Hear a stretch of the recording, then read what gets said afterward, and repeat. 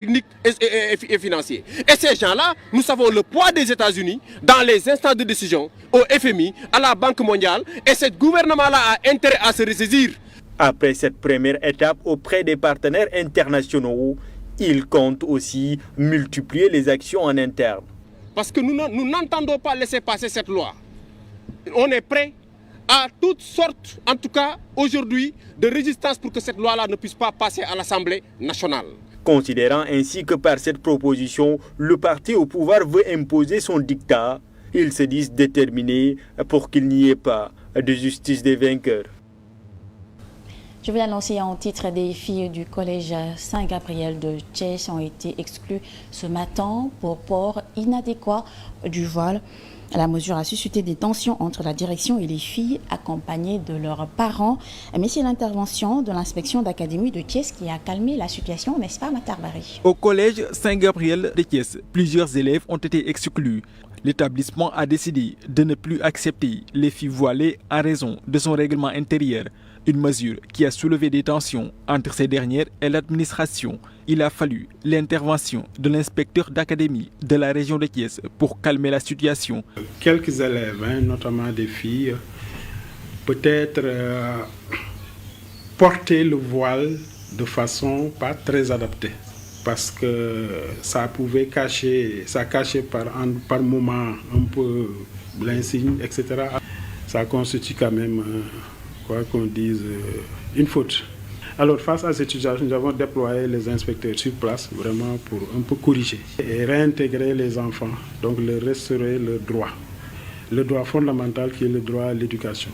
Gana Sey est d'ailleurs revenu sur le cadre réglementaire concernant les établissements publics et privés de l'éducation et de la formation. L'article 4 qui est relatif vraiment au respect de tout ce qui est croyance religieuse, christianisme, musulman, même les religions traditionnelles.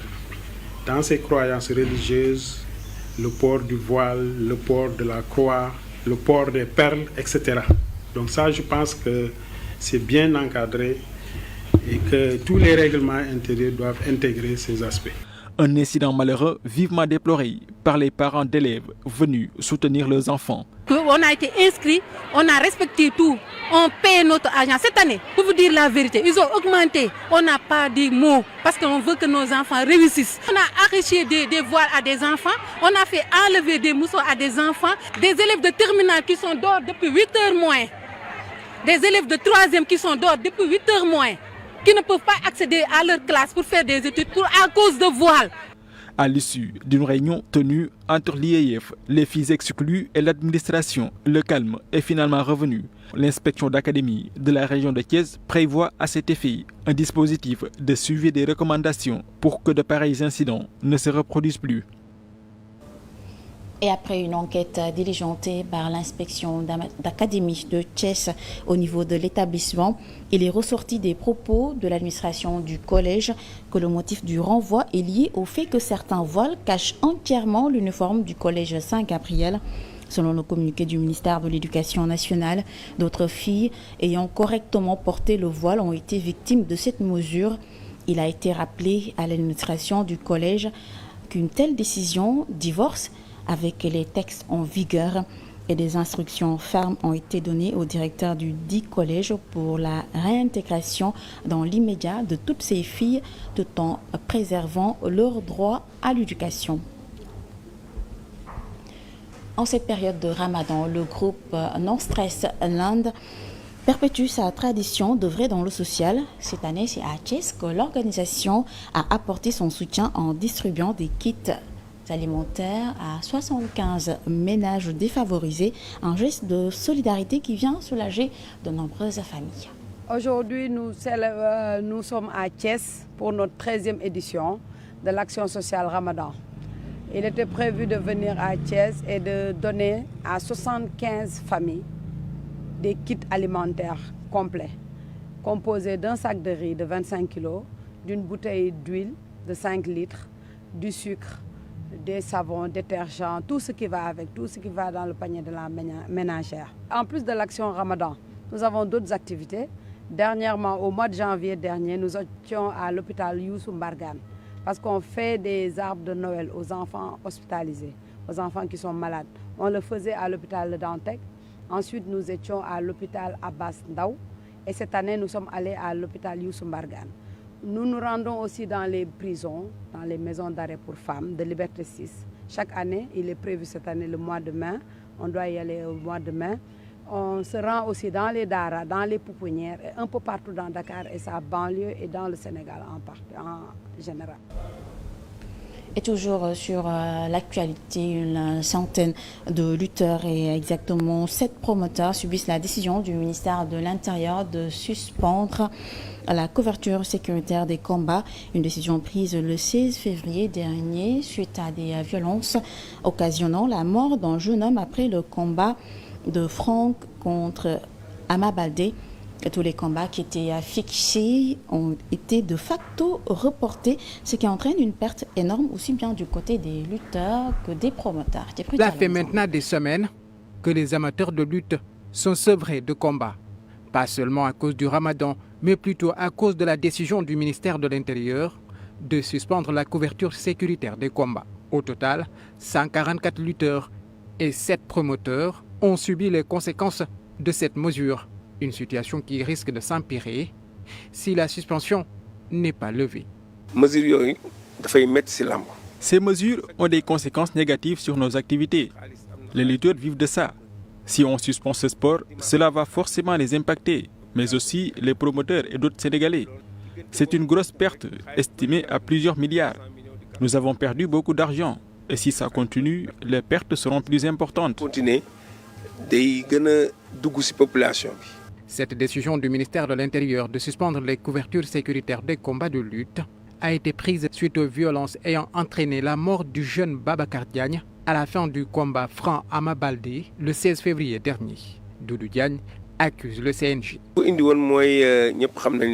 Ces violences s'expliquent par le fait que les combats se tiennent à des heures tardives. Le nouveau CNG ne respecte pas le règlement. Tout le monde sait que les combats doivent débuter à 16h et terminer avant 19h.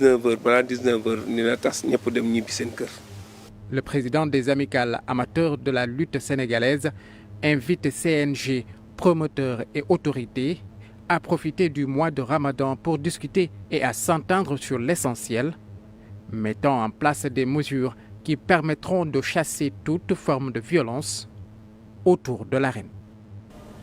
Et puis Doudou Djeko fustige la gestion de l'actuel président du CNG. Le président de l'amicale des amateurs de lutte sénégalaise estime qu'il n'a pas les compétences pour être à la tête de cette institution. Et il demande aux autorités de procéder à un changement pour redonner à l'arène nationale son lustre d'antan. Nous l'écoutons. Moi, président Bifine,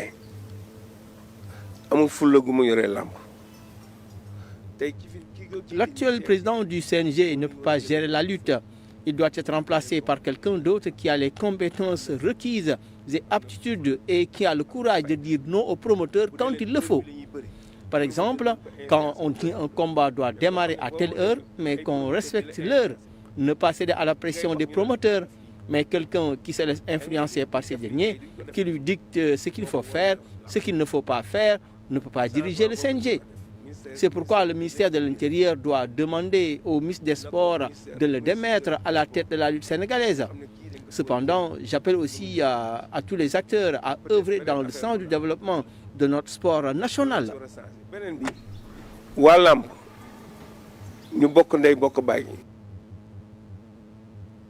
A est dans la phase active de sa préparation au match contre le Soudan le 22 mars et contre le Togo le 25 mars. Match comptant pour les 5e et 6e journées des éliminatoires du Mondial 2026. Pape Thiaw a démarré sa première séance d'entraînement cet après-midi avec 14 joueurs, dont un seul gardien, Mori Diaw. Parmi eux, Hassan Diao, l'attaquant de Com, est apparu sur le terrain annexe du stade Abdoulaye Wade. Concentré, la mine timide, il enfile ses crampons comme ses coéquipiers et rejoint le rectangle vert pour un briefing avec le sélectionneur national. Les autres nouveaux comme Ilay Kamara, Cheikh Ahmed Tidiane Niasse sont absents. Actualité internationale en Mauritanie, des centaines de ressortissants ouest-africains, notamment des Sénégalais qui sont en situation irrégulière, ont été reconduits aux frontières. À travers un message audio en sénégalais décrit la situation qu'ils traversent présentement. Ils ont été interpellés alors qu'ils revenaient du terrain et demandent l'aide des autorités gouvernementales.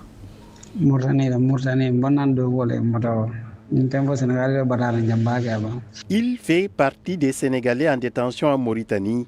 Ce ressortissant de la Casamance décrit à travers ce message audio la situation de ses camarades arrêtés. C'est en rentrant du travail qu'ils ont été interpellés par la police mauritanienne. En Mauritanie, une opération d'expulsion d'immigrés en situation irrégulière en cours. Des centaines de ressortissants ouest-africains ont été ainsi reconduits aux frontières. Des organisations de défense des droits humains dénoncent la brutalité de cette campagne et accusent la Mauritanie de jouer aux gendarmes. À l'occasion du passage du ministre de l'Intégration africaine et des Affaires étrangères à l'Assemblée nationale, le député Guy Marius Sagna avait posé le débat en interpellant le ministre sur la politique de réciprocité en exigeant la carte de séjour.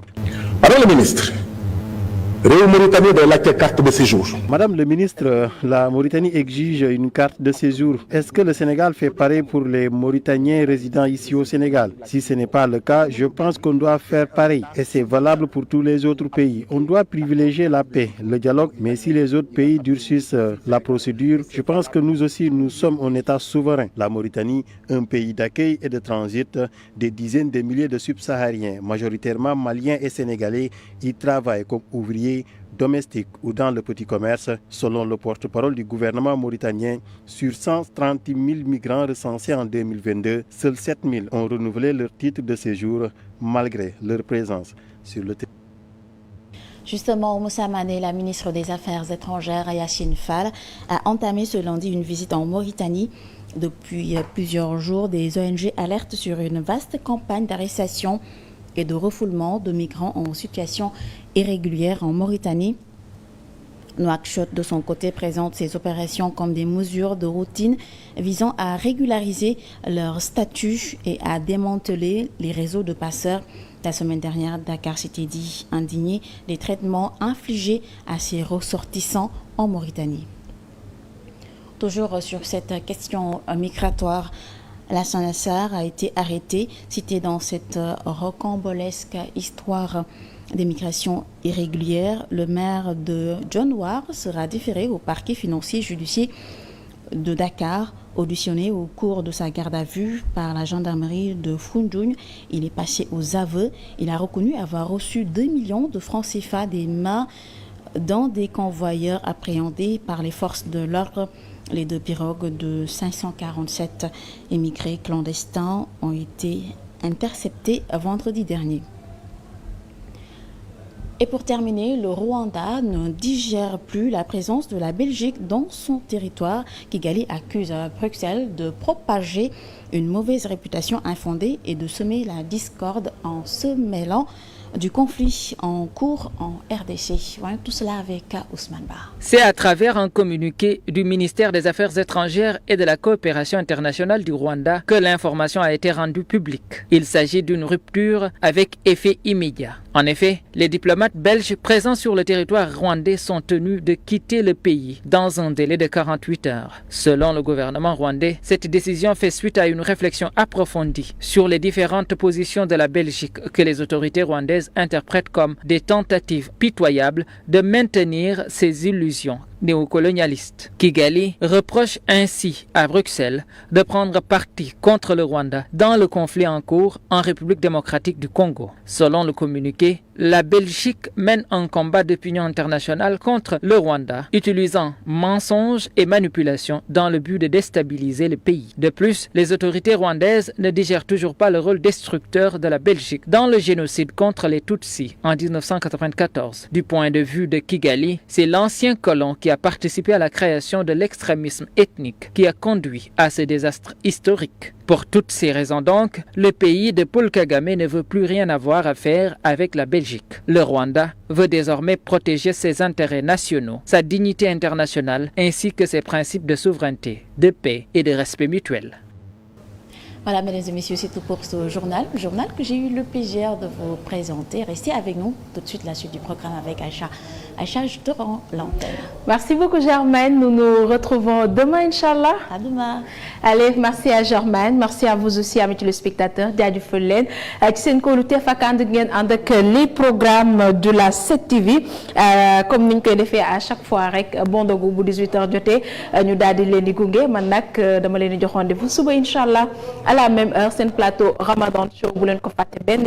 D'ici là, portez-vous bien et passez d'excellents moments sur nos antennes.